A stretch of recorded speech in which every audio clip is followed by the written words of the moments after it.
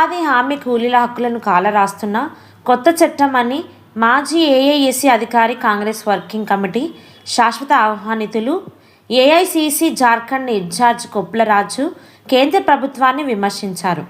శనివారం కర్నూలు జిల్లా కాంగ్రెస్ పార్టీ కార్యాలయంలో జరిగిన విలేకరుల సమావేశంలో కె. రాజు మాట్లాడుతూ, మహాత్మా గాంధీ జాతీయ ఉపాధి హామీ పథకానికి ఆంధ్రప్రదేశ్కు సంబంధం ఉందని, ఈరోజు దేశంలో ప్రతి జిల్లా హెడ్ క్వార్టర్స్లో కాంగ్రెస్ పార్టీ మహాత్మా గాంధీ ఉపాధి హామీ పథకాన్ని భారతీయ జనతా పార్టీ ఏ విధంగా పేదల చేతిలో నుంచి లాక్కొని ఒక కొత్త చట్టాన్ని తీసుకొచ్చి దాని మీద దేశంలో అన్ని జిల్లాల్లో ఇటువంటి ప్రెస్ కాన్ఫరెన్స్ను ఏర్పాటు చేయటం జరిగింది.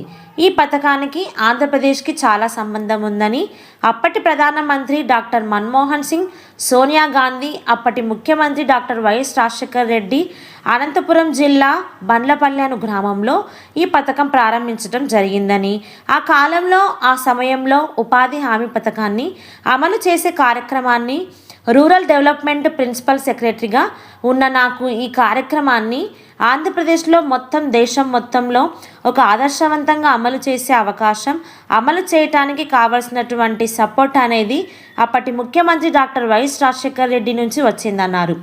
ఈ Mahatma Gandhi national rural employment guarantee చట్టాన్ని గనుక మీరు మరోసారి చూసినట్లయితే, ఈ చట్టంలో పేద కూలీలకు 100 రోజులు పనిచేసే హక్కు, అడిగిన వెంటనే 15 రోజుల్లో పని కల్పించవలసిన బాధ్యత ప్రభుత్వం యంత్రాంగం మీద, 15 రోజుల్లోనే వేతనాలు అతని అకౌంట్లో వేయటం, ఆ వేతనాలు కూడాను మినిమం వేసేసి తగ్గట్టుగా వేతనాలు వారికి అందించే వ్యవస్థ, తర్వాత చేసిన పనుల్ని ఆడిటింగ్ చేయటానికి బయట నుంచి ఆడిటర్స్ను పిలిపించే పరిస్థితి కాకుండా కూలీలకి అధికారులు ఇవ్వటం, సోషల్ ఆడిటింగ్ కూలీల చేతిలోనే పెట్టడం అనేది దేశం మొత్తంలో ఆంధ్రప్రదేశ్లోనే జరిగిందని ఆయన అన్నారు. అనంతరం ఏఐసిసి జార్ఖండ్ ఇన్ఛార్జ్ కొప్పులరాజు మాట్లాడారు. జిల్లా కాంగ్రెస్ నాయకులందరికీ కూడాను నా హృదయపూర్వక నమస్కారాలు. ఈరోజు దేశంలో ప్రతి జిల్లా హెడ్ క్వార్టర్స్లో కాంగ్రెస్ పార్టీ మహాత్మా గాంధీ ఉపాధి హామీ పథకాన్ని భారతీయ జనతా పార్టీ ఏ విధంగా పేదల చేతిలో నుంచి లాక్కొని ఒక కొత్త చట్టాన్ని తీసుకొచ్చారు.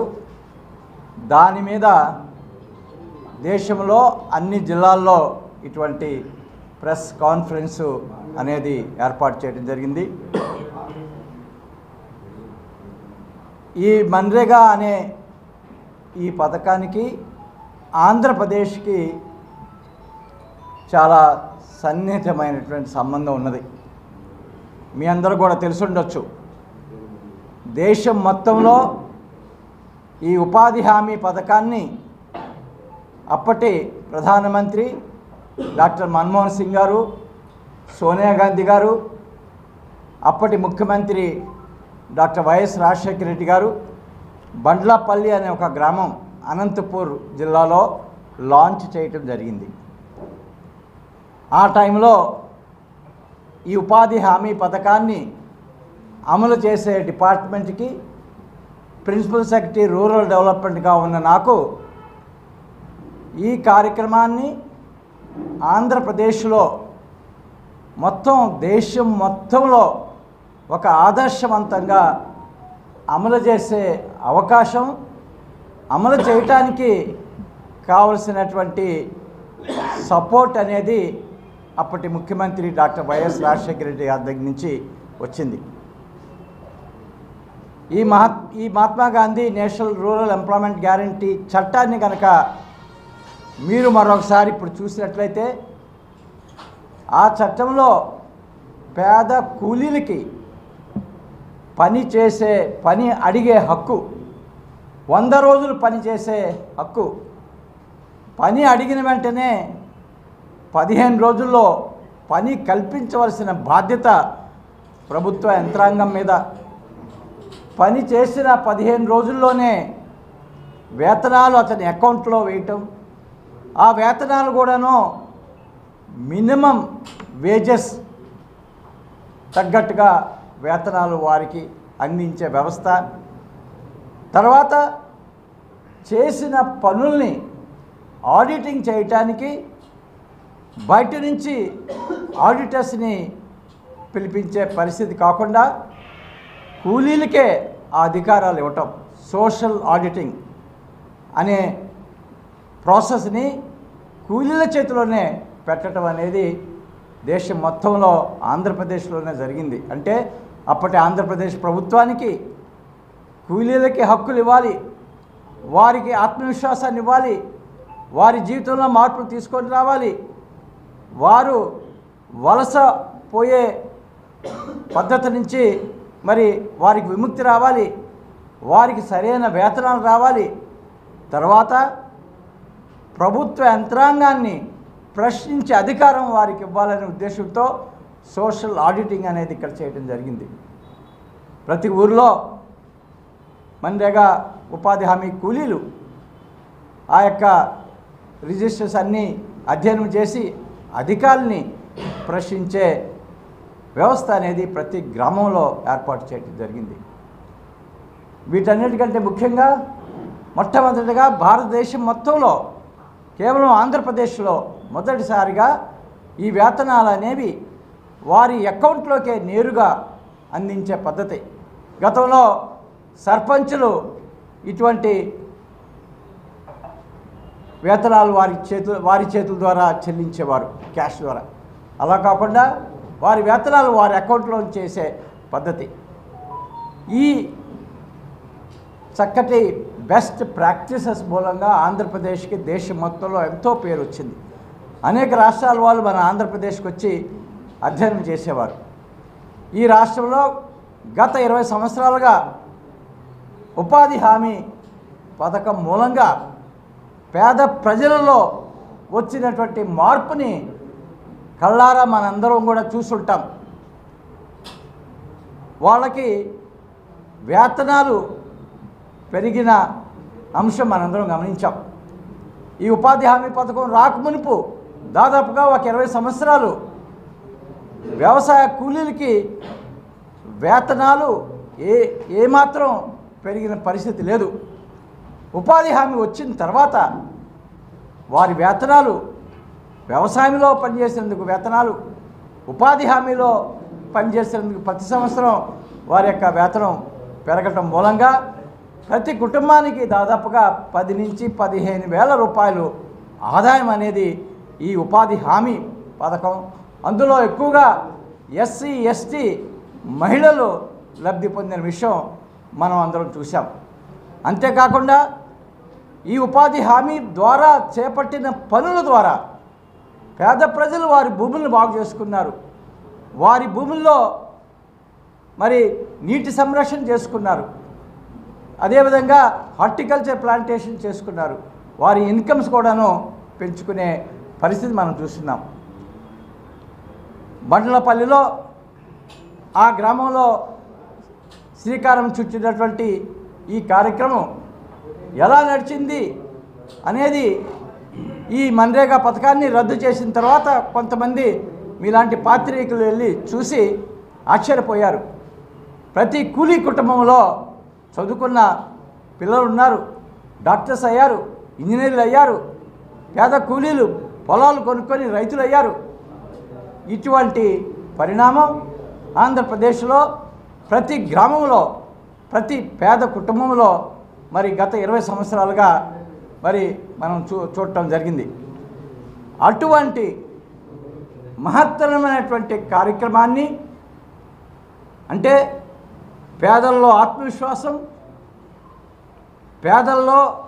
పేదలకి కొన్ని హక్కులు ఇవ్వటం, ఆ హక్కులు డిమాండ్ చేసే శక్తి, ఇవన్నీ కూడాను ఓర్వలేని భారతీయ జనతా పార్టీ ఈ కార్యక్రమాన్ని, ఈ చట్టాన్ని రద్దు చేయటమే కాక ఆ చట్టానికి ఉన్నటువంటి మహాత్మా గాంధీ పేరును కూడాను తొలగించినటువంటి పాపానికి భారతీయ జనతా పార్టీ పోవటం జరిగింది.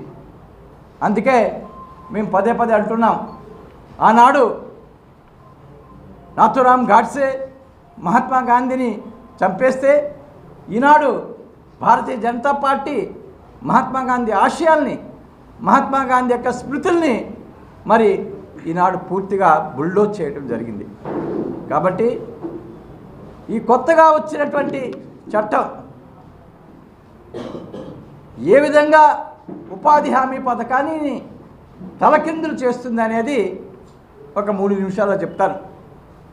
ఉపాధి హామీలో కూలీలు ఏ గ్రామంలోనైనా సంవత్సరం పొడుగునా ఏ రోజైనా వెళ్ళి పనిని డిమాండ్ చేయొచ్చు. ఇప్పుడు వచ్చినటువంటి చట్టం దాని పేరు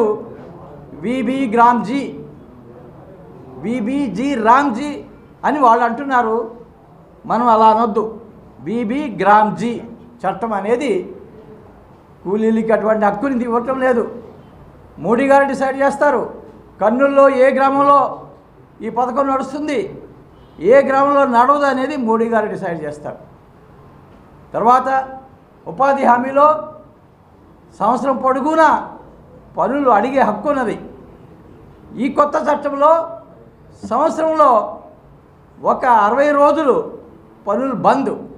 ఏ 60 రోజులు అంటే వ్యవసాయ పనులు జరిగే 60 రోజులు పనులు బంద్. ఎందుకంటే ఆ టైంలో వ్యవసాయదారులకి అతి తక్కువ వేతనంలో కూలీల్ని మరి అందుబాటులో ఉంచాలనే దురుద్దేశంతో ఈ యొక్క అంశాన్ని కొత్త చట్టంలో తీసుకొచ్చారు. ఒక విధంగా ఈ కొత్త చట్టంలో ఏదైనా గ్యారంటీ ఏదైనా ఉన్నదా అంటే ఇదొక్కటే గ్యారంటీ, 60 రోజులు పనులు ఉండవు.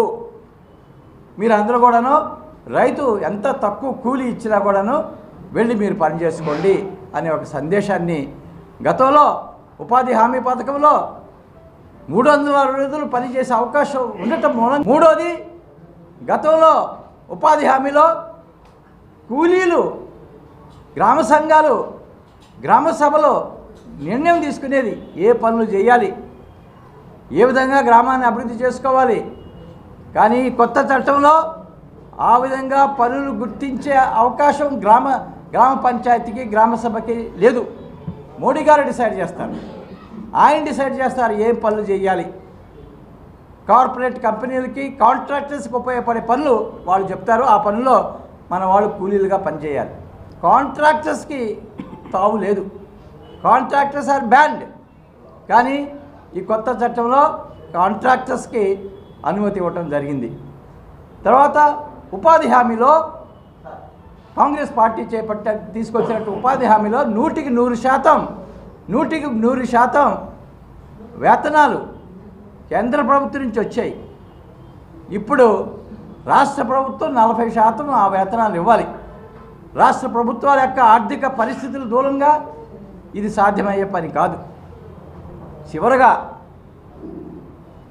ఈ మధ్య లాస్ట్ 2 రోజులుగా ప్రతిరోజు న్యూస్ పేపర్లో పైన అడ్వర్టైజ్మెంట్, డబ్బులు ఇచ్చి అడ్వర్టైజ్మెంట్ చేసుకుంటున్నారు కొత్తగా వచ్చిన పథకాన్ని గురించి. ఏమంటున్నారంటే 125 రోజులు ఇస్తున్నారని. అది 100% బూటకం. 125 రోజులు ఇచ్చే ప్రసక్తే ఉండదు. భారత ప్రభుత్వం ఫిబ్రవరి చివరిలో బడ్జెట్ని ప్రవేశించినప్పుడు అప్పుడు మనకు అంతా అర్థమవుతుంది. 125 రోజులకి సరిపడే డబ్బు పెట్టారా, కేవలం 30 రోజులకి సరిపడే డబ్బు పెట్టారనేది. ఇది కేవలం ప్రచారం చేసుకుంటానికి మాత్రమే ఆ 125 రోజులు అని చెప్తున్నారు. 125 రోజులు ఇచ్చే ప్రసక్తే లేదు. అది కేవలం బూటక ప్రచారం మాత్రమే. కాబట్టి ఈ అంశాన్ని కాంగ్రెస్ పార్టీ దేశంలో గ్రామాన ఉపాధి హామీ కూలీల దగ్గరికి వెళ్ళి మాట్లాడాలి. వారిలో మరి అవగాహన తీసుకొని రావాలి. వారికి విపులంగా చెప్పాలి.